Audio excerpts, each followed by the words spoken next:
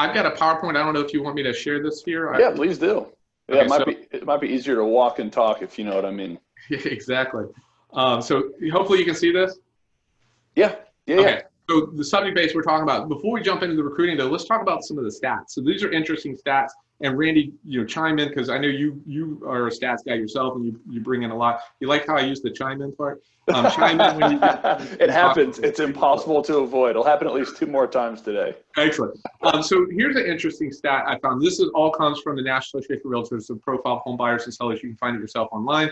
And due to the COVID, you can actually get this, which is normally $150. You can get it for free as a NAR member, which is part of the stimulus package that NAR put out there. So go online, buy it. Normally it's $150. You can get it for free right now. 80% of realtors are either a sales associate or broker associate license. Why that's important is because as a team leader recruit, you want to look at your office or your MLS, your territory in which you see, and you got to figure about 80% of the people out there are a non-broker in charge type, and based on the statistics here. So every market's different. You got to look at your own market, but this is just a National Association of Realtors using it.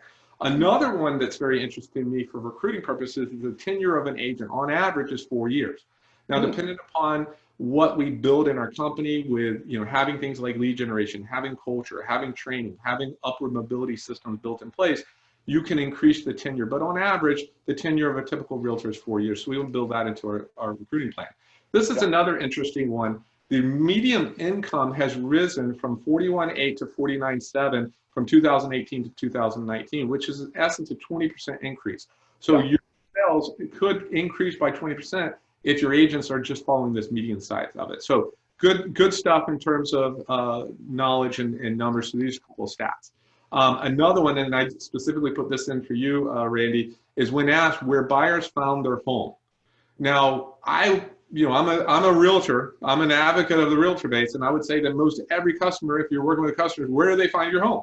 From the agent. But when asked by the consumer, 52% said they found the home they bought from the internet and not from the agent. Only 29% said they found it from the real estate agent.